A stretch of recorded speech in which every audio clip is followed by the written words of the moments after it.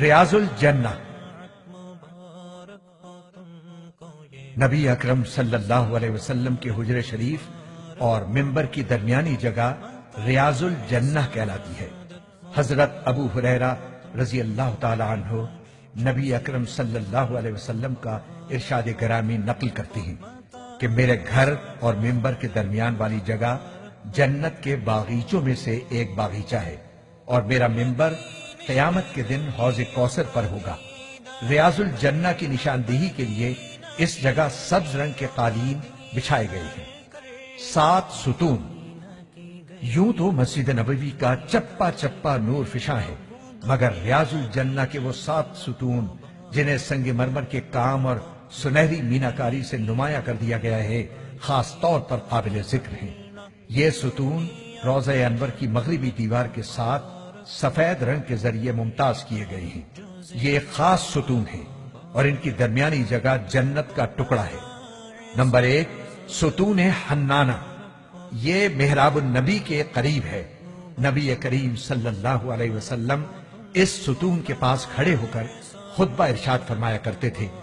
یہی وہ کھجور کا درخت دفن ہے جو لکڑی کا ممبر بن جانے کے بعد آپ صلی اللہ علیہ وسلم کے فراق میں بچوں کی طرح رویا تھا۔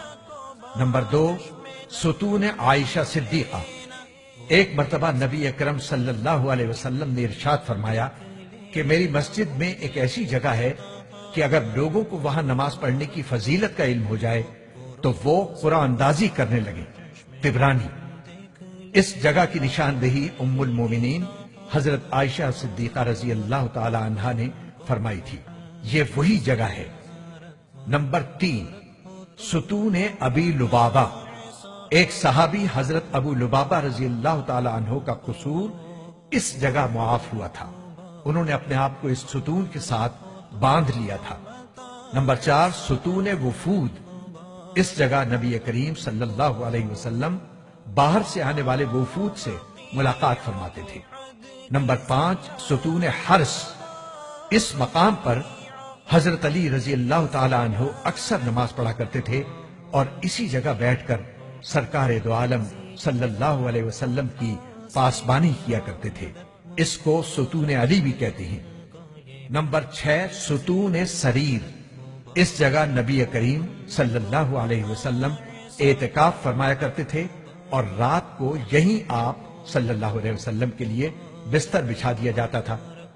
نمبر 7، ستون تہجد۔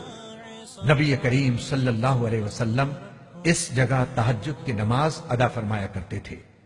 یہ تمام ستون اس حصہ مسجد میں ہیں جو حضور اقدس صلی اللہ علیہ وسلم کے زمانے میں تھی۔ ان کے پاس جا کر دعا اور استغفار کیجیے، اور جب بھی موقع ملے ان کے پاس سنتیں اور نوافل ادا کیجیے۔ یہ وہ متبرک مقامات ہیں جہاں نبی کریم صلی اللہ علیہ وسلم کی نگاہ کرم بے شمار دفعہ متوجہ